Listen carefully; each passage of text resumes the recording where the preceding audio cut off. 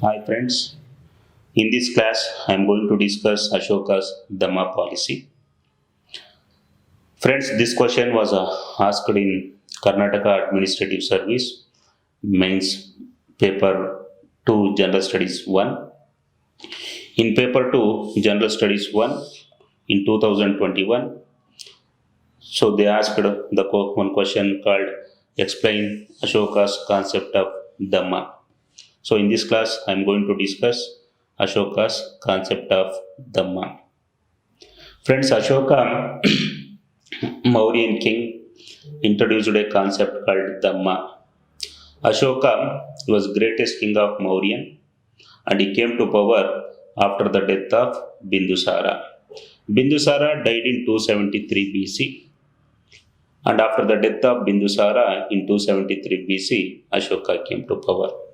And Ashoka from 273 BC to 232 BC ruled from capital city Pataliputra, and he was greatest king of Mauryan dynasty.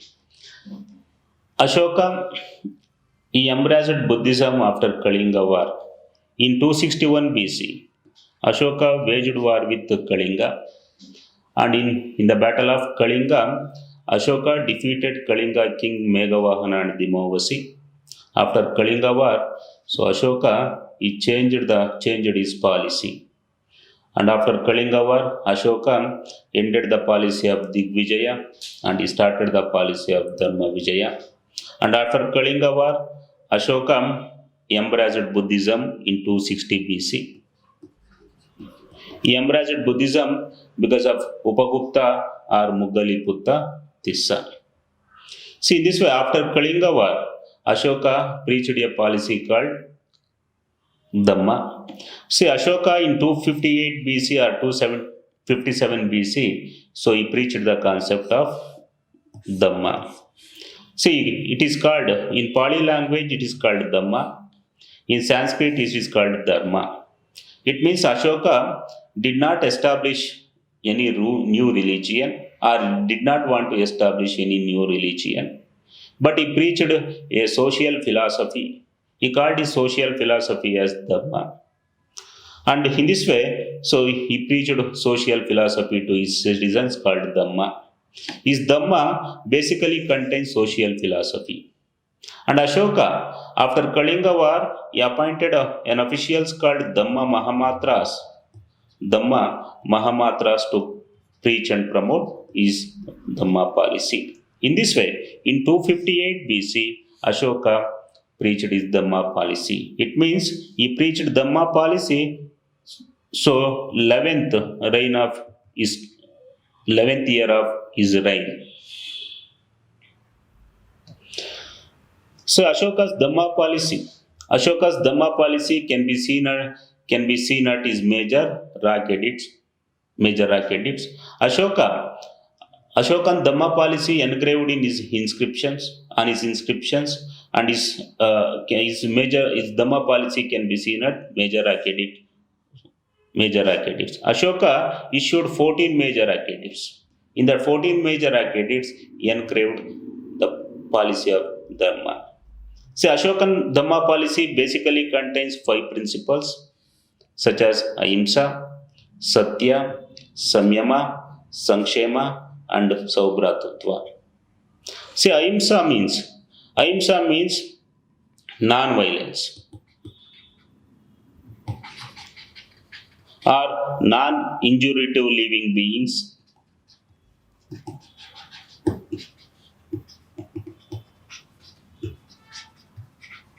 Satya means speaking the truth.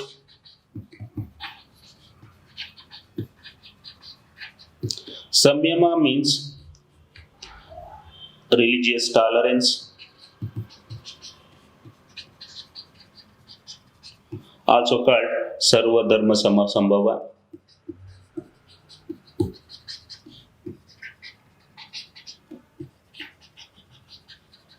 It means equal treatment of all religions.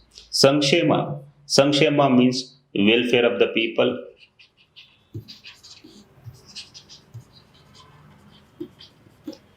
Saubhratutva Saubhratutva means universal brotherhood. See, under Saubhratutva, Ashoka maintained cordial relationship with his neighboring states. So these are the five principles of his Dhamma policy. See, under Ahimsa means non-violence. Under Ahimsa, Ashoka banned animal sacrifice. Under Ahimsa, Ashoka also banned holiday festival gatherings called Samaya. See, Ashokan Major Act Edict 1 so tells about the prohibition of animal sacrifice and holiday festival gatherings. Very, very important inscription. So it talks about Ahimsa policy of Ashoka. Under Satya means speaking the truth. See, under Satya, Ashoka insisted truth. Under Samyama, third Dhamma policy, Samyama means religious tolerance. Samyama also called Sarva Dharma Sambhava.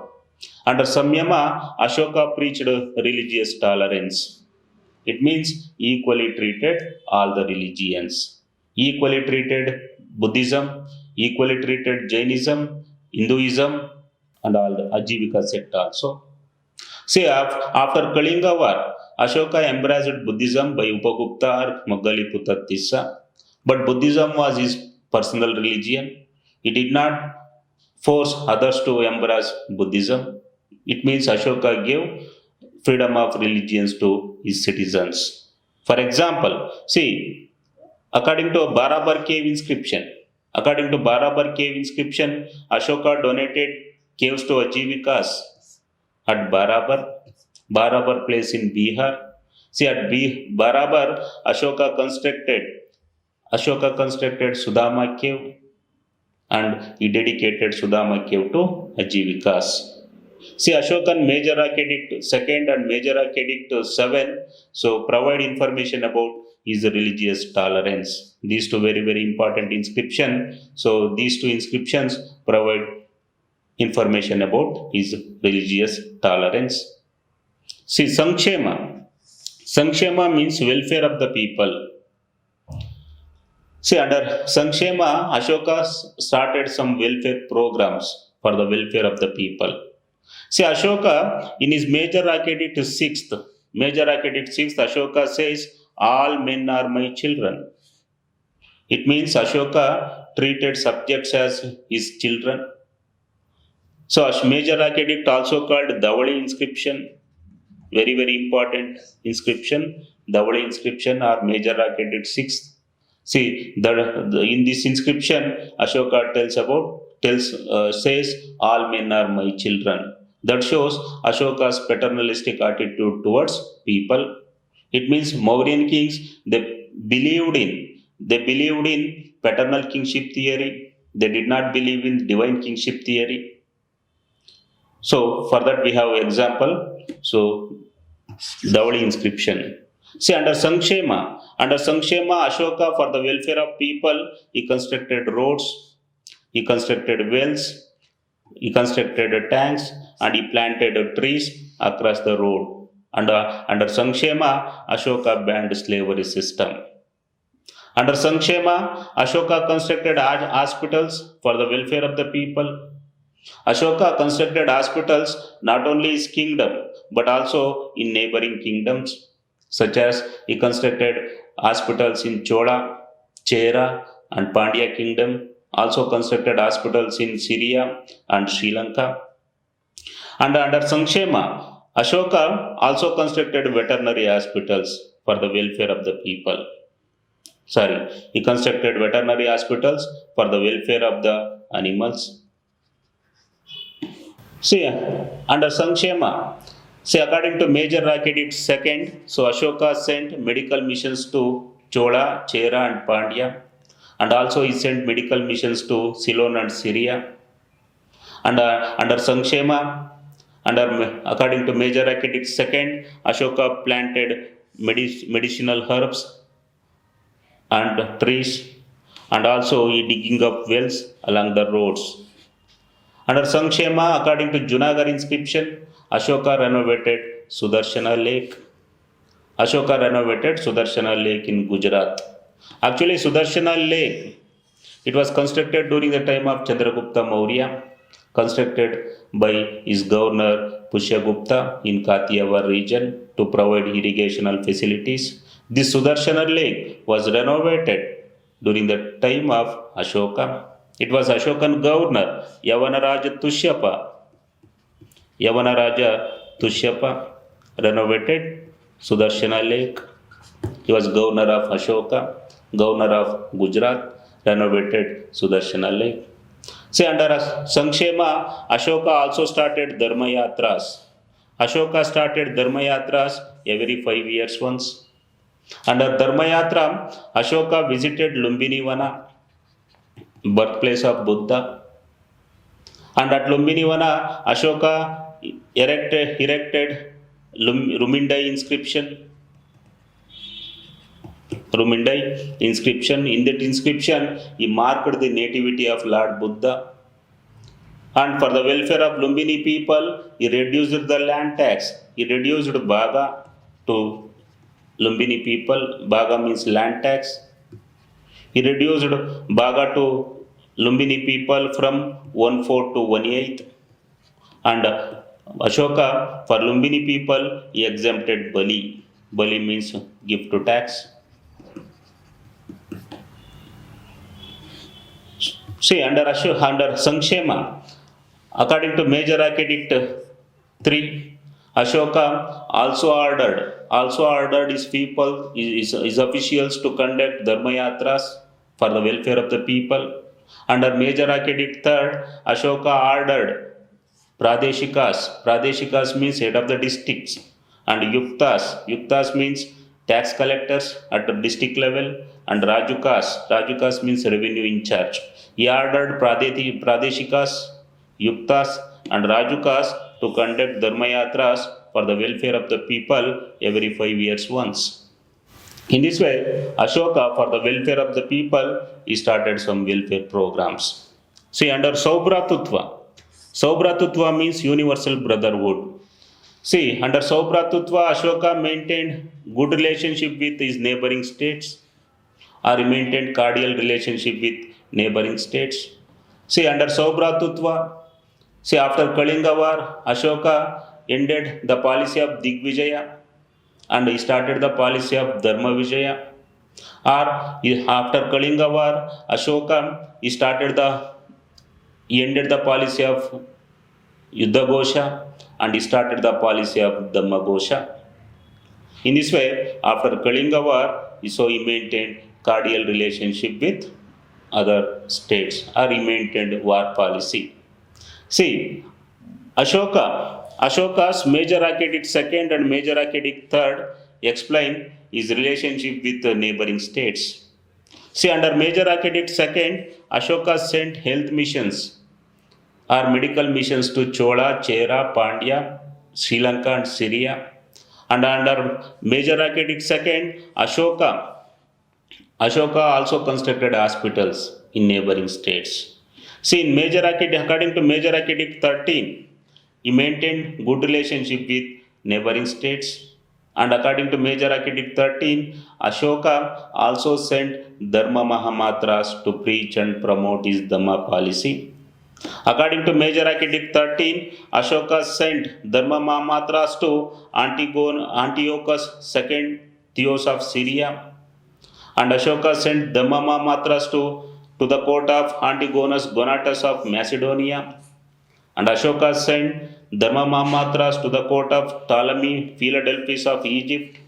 And Ashoka also sent Dharma Mahamatras to the court of Magas, who was ruling from Cyrene. And even Ashoka also sent Dharma Mahamatras to the court of Alexander, he was ruling from Epirus. In this way, under Saubhratutva, Ashoka had maintained cordial relationship with neighboring countries. See, under Saubhratutva, Ashoka also had good relationship with Indian kingdoms. Ashoka had good relationship with Chola, Chera and Pandya. These three were Sangam dynasties.